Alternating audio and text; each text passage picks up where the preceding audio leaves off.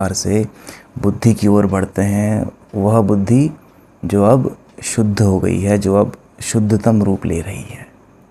ठीक है, अब देखो, फिर हम भयभीत होते हैं। हर कोई भयभीत तो है, हर कोई डरा हुआ ही तो है। तो उस भय के कारण हमारा अहंकार देखता है, वो गिनती करता है, वो बाहर देखता है कि बड़े बड़े धनुषों वाले। हम हमेशा डरे हुए सहमे हुए रहते हैं ना, सत्य के प्रति, श्री कृष्ण के प्रति, स्वयं के प्रति। तो फिर हम गिनती करते हैं, नहीं करते हैं। इंसान गिनती में तो जीता है, वो गुणा करता है, भागा करता है, यहाँ वहाँ हिसाब किताब करता है। वो सब भी करना ज़रूरी है, मना नहीं कर रहा हूँ, वो सब भी हिसाब किताब करिए। लेकिन ये अभी हम बात कर रहे हैं भीतरी जगत की, जहाँ पे आप स्वयं में जाना चाहते हैं। तो फिर आप क्या करते हैं? आप ये गलती करते हैं कि आप बड़े बड़े जो नाम हैं उनमें आप गुमनाम हो जाते हैं, आप उनमें कहीं खो जाते हैं। यही तो करता है, देखा नहीं आपने? एक आम आदमी जो होता है, उसके लिए तो नाम ही बड़ी चीज़ नहीं जाती है कि अरे फलाना फलाना सिंह इज़ कमिंग, और ये वो, तो उसके लिए तो नाम ही बड़ी चीज़ हो गई। तो फिर हम गिनती करना शुरू कर देते हैं। हालांकि इसका दूसरा अर्थ जो है वो बड़ा ही सुंदर है। सुंदर देखो क्या है, बड़े बड़े धनुषों वाले। धनुष सूचक है आपके शब्दों का। आपने धनुष का आकार देखा है ना, कैसा होता है? कुछ ऐसा होता है, ऊपर से नहीं होता ऐसा। अपने होठों का आकार देखिए एक बार, जो आपके ऊपर के होठ होते हैं उनका आकार भी कुछ ऐसा होता है। तो ये धनुष ही है, और ये बाण है आपके शब्द, मेरे शब्द, हमारे शब्द, तुम्हारे शब्द। ये शब्द बाण है। हम नहीं कहते हैं कि यार कि चलो बाहर की चोट तो फिर भी आदमी सह लेता है, लेकिन शब्दों की चोट बहुत गहरी होती है, बहुत गहरे जाती है भीतर तक। आप देखिए अपने आसपास, नहीं चलता है ये सब कि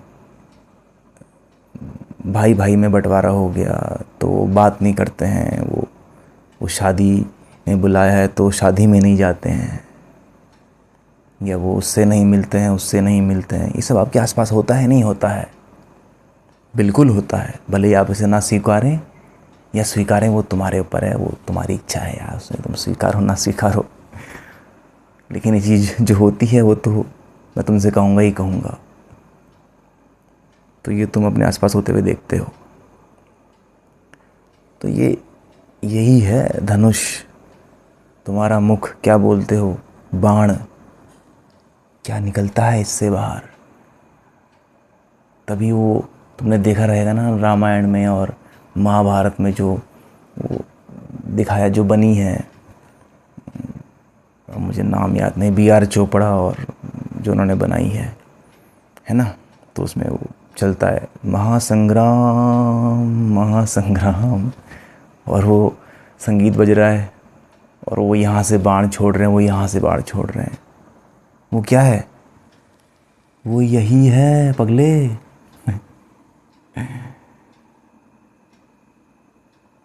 वो यही है तर्क, वो यही है शब्दों का बाण।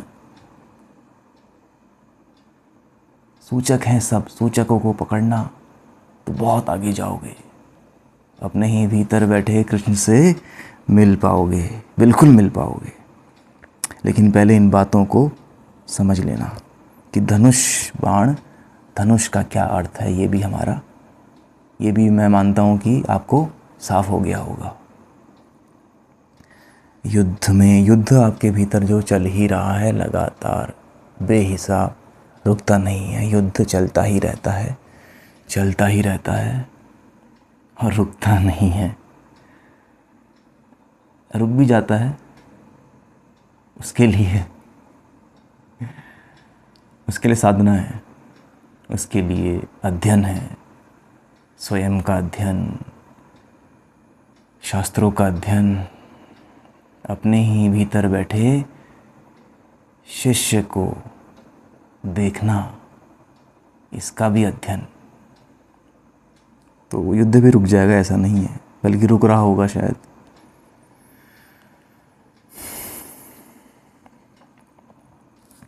अभी रोकेंगे नहीं, अभी युद्ध को चलते रहने देते हैं। तो युद्ध में भीम, अर्जुन, ये सब शूरवीर हैं देखिए। तो घबराइए मत, पहले पहले आपको डर लगेगा, आप गिनती करना शुरू कर देंगे, आप कुछ ज़्यादा ही हिसाब किताब लगाना शुरू कर देंगे। नहीं करते हैं ऐसा हम, ज़्यादा ही। ठीक है, बार बार करो, कोई समस्या नहीं है, वो तुम्हें करना ही पड़ेगा। घर पे राशन लेके आते हैं तो करना पड़ता है ना, हिसाब किताब करो, कोई दिक्कत नहीं है। लेकिन जब भीतर के जगत में प्रवेश करने की बारी आती है तो वहाँ का हिसाब किताब तुम पे भारी पड़ जाता है और तुम उसी में फंसे रह जाते हो, और पूरी ज़िंदगी बीत जाती है, लेकिन तुम्हारा हिसाब किताब पूरा नहीं हो पाता है।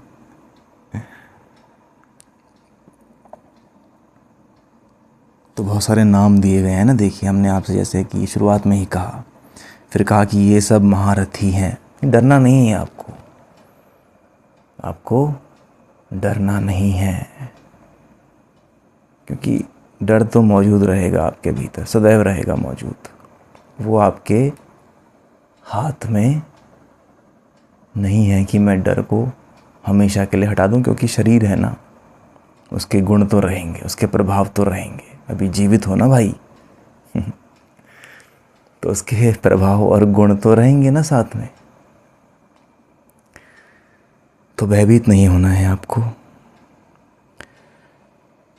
और इन सब महारथियों को फिर आप अपने भीतर भी देखेंगे कि हाँ, मेरे भीतर वो बल मौजूद है, वो अथाह बल।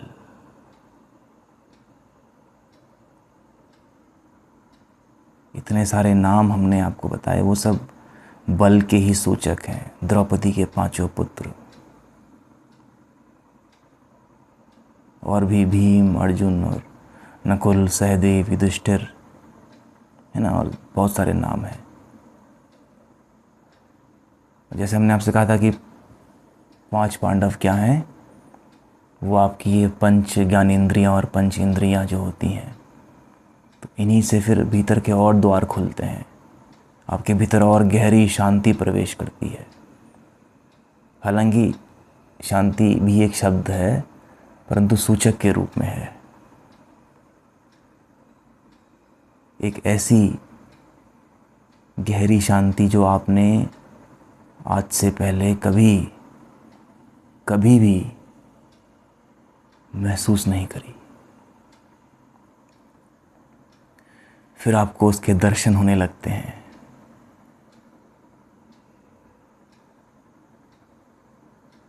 और उसका फलसफा यहीं से शुरू होता है। जब हम डर को देख लेते हैं और फिर उसके आगे निकल जाते हैं और फिर देखते हैं कि ये सब महारथी हैं हमारे भीतर। डरेंगे नहीं, झुकेंगे नहीं, रुकेंगे नहीं, आगे बढ़ते जाएंगे। कि जो विचारों का संग्राम होता है, पहले चलते हैं ये विचार कि हाँ अरे इसका उसका, इसका उसका, फिर यकीन मानो जब यकीन मानो ना मानो तुम्हारे ऊपर है, लेकिन फिर बुद्धि जब सही दिशा में आगे बढ़ती है तो फिर वो अच्छा विचार करना शुरू कर देती है। फिर वो कहती है कि कैसे ये काम आगे बढ़े, कैसे ये बात आगे बढ़े। तो फिर से वो सूचक हैं इस सब के, इतने सारे नाम हमने आपको बताए, है ना। दृष्टिद्युम्न और दृष्टिकेतु, कुंती भोज और बलवान काशीराज। देखो, भटक मत जाना, बाहर छलांग मत लगा देना इतनी जल्दी। हालांकि जो अक्सर हमने अब तक सुना है, यहाँ वहाँ बड़े बड़े जो गद्दी पे बैठ कर के आपको बताते हैं, तो वो उनका काम क्या है? उनका काम भरमाना है आपको, भरमाना कि हाँ वो बाहर कोई सूचक है। लेकिन जो सच्चा आदमी होगा, जो साफ अच्छा आदमी होगा, वो आपसे ये कहना चाहेगा कि इनको अपने भीतर देखो। और आप देख भी रहे हो, आपको दिखना भी शुरू होता है, अपने ही भीतर दिखना शुरू होता है। तो ये सब महारथी हैं, इस बात को भी आप जान लो। आप हो महारथी।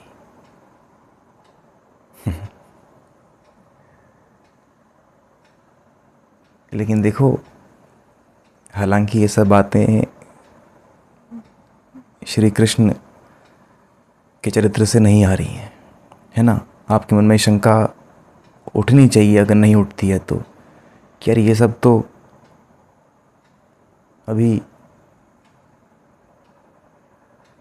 हमारा जो अहंकार होता है वहाँ से आई है ना।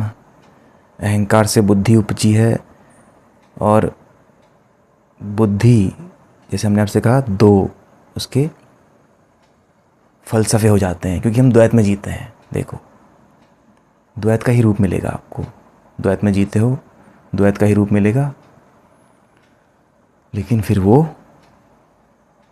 अच्छी बुद्धि हो जाती है, माने कि जिसका जो रुख होता है वो सत्य की ओर उन्मुख होना चाहता है, ना कि झूठ की तरफ। फिर वो चाह कर भी झूठ को बर्दाश्त नहीं कर पाएगी, फिर वो चाह कर भी झूठ में और जीना नहीं चाहेगी।